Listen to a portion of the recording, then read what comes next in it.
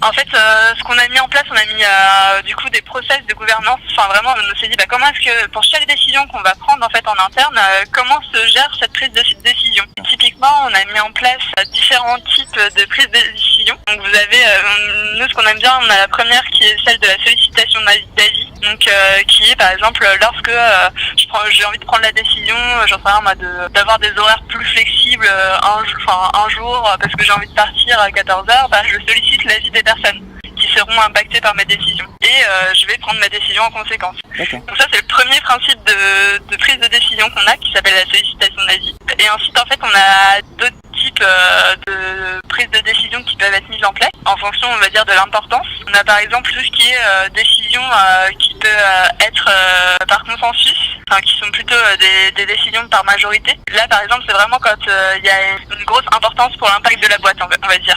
J'ai envie d'investir une certaine somme d'argent, donc ça va être par exemple 1 500 euros dans un événement, parce que je considère que ça va avoir un impact positif pour l'entreprise. Et là, comme ça impacte fortement l'organisation, on fait une pondération aux 2 tiers. C'est-à-dire plus de 2 tiers des personnes doivent être d'accord avec cette décision-là. Et ensuite, on a un dernier type de décision qui est la décision délégative. Ça permet aux personnes de déléguer leur voix en fait à un groupe de personnes qui porteront le sujet à leur place. Donc typiquement, si c'est des budgets vraiment très très très importants, ça permet de déléguer la prise de décision.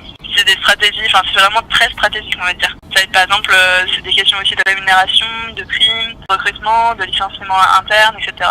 Intelligence collective, c'est un format qui pousse à intégrer les personnes qui sont plus timides, les personnes qui s'expriment plus. Vous avez vraiment des régulations en fait de temps de parole qui sont effectuées. Je vais donner un exemple concret. On a mis en place des temps de régulation de tension et de conflit. Et typiquement, là, vous avez en fait des temps qui sont vraiment basés sur le co-développement pour que chacun soit entendu en fait. Donc, on se réunit, nous on est 10, donc on se réunit autour d'une table, on se met en rond. Et l'idée est que chacun puisse exprimer, avoir un temps pour réfléchir et puis ensuite exprimer une tension qu'il travaille dans le quotidien. Ça peut être un irritant, ça peut être par exemple, j'en sais rien moi, j'ai besoin de calme dans la salle dans laquelle on travaille et je me rends compte que c'est aussi un lieu là où on téléphone beaucoup. C'est un irritant très basique. Chacun va s'exprimer comme ça et ensuite le groupe va choisir un irritant d'une personne en disant moi celui qui me parle le plus c'était celui-là et je pense qu'on peut résoudre cet irritant aujourd'hui. Et vous avez du coup l'équipe qui se met d'accord justement sur une problématique parmi toutes celles citées par le groupe. Et ensuite, il va avoir une écoute active. La personne va pouvoir exposer pendant 2 minutes finalement qu'est-ce qui la travaille, pourquoi c'est irritant, pourquoi est-ce qu'elle a envie de le résoudre aujourd'hui. Et vous allez avoir une équipe qui est vraiment dans l'écoute. Donc ça permet en fait, par exemple, si cette personne est aussi timide, etc., ça va permettre qu'elle puisse développer sa pensée, qu'elle puisse aussi s'exprimer, et qu'il puisse y avoir un cadre vraiment de bienveillance envers elle, pour qu'elle se sente aussi écoutée, et que finalement sa requête soit vraiment prise en considération. Ensuite, vous allez avoir une équipe qui va reformuler, qui va essayer de comprendre, qui va poser des questions. Et ensuite, la personne va essayer de dire, c'est exactement ça, ou alors, non, vous n'avez pas tout à fait compris. Et à la fin, vous allez avoir un tour de table sur chaque personne va lui répondre et va lui dire, moi, si j'étais toi, voilà ce que je ferais. Si j'étais toi, j'oserais, par exemple, si dans la grande salle, tu sens qu'il y a beaucoup d'appels téléphoniques, j'oserais peut-être faire un feedback aux gens qui sont autour. Et chaque personne va pouvoir vraiment s'exprimer avec comme s'il y avait vraiment un bâton de parole qui tournait autour de l'équipe. Donc ça c'est par exemple, en fait on va essayer de mettre en place, c'est un exemple tout bête, mais qui va me proposer en fait des mécanismes d'intervention de parole, d'intervention de chacun, et qui va permettre l'expression de chacun sur un processus qui va être finalement très cadré. Tu nous avais aussi parlé d'autres exemples de réunions que vous mettiez en place assez régulièrement, qui permettaient par exemple de faire le point sur la semaine dernière ou la semaine d'après. Alors ça c'est tous les lundis matin pour le coup. Là c'est vraiment notre réunion d'équipe en fait. Donc on se réunit assez rarement en équipe, on travaille beaucoup en binôme mais on se réunit assez rarement en grande équipe. Donc vous avez toute l'équipe qui est autour de la table. Chacun va prendre un instant, donc c'est une réunion qui va durer environ 1 heure, 1 heure et demie. Chacun va avoir un instant de réflexion pour préparer finalement ce qu'il a envie de dire pendant 1 minute 30 sur ce qui s'est passé dans sa semaine dernière et ce qui va arriver dans la semaine suivante. Donc chacun va prendre son temps, donc on va avoir 5 minutes de réflexion sur ce que vraiment j'ai envie de dire. Et ensuite on va avoir plusieurs rôles. On va avoir un timekeeper qui va vraiment tenir le temps. Et on va avoir un scribe qui va être garant finalement du compte rendu.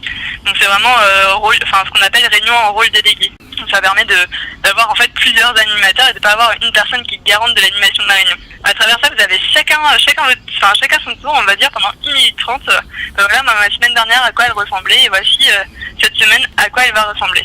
Et si vous avez un sujet que vous avez envie de développer avec l'équipe, on va le mettre dans ce qu'on appelle, nous, un parking lot. Donc finalement, c'est un garage à sujet. Là, on va dire, finalement, moi, ce sujet-là, j'ai un sujet sur le séminaire dans 2 mois.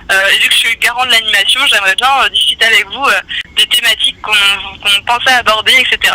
Donc là, on le met en parking lot. Et une fois que tout le monde a passé son tour, on va parler sur chaque sujet du parking lot entre 5 à 10 minutes, en fonction de l'importance du sujet. Et qui va s'aborder plus profondément, et il y aura peut-être des prises de décision en fonction de la dimension du projet.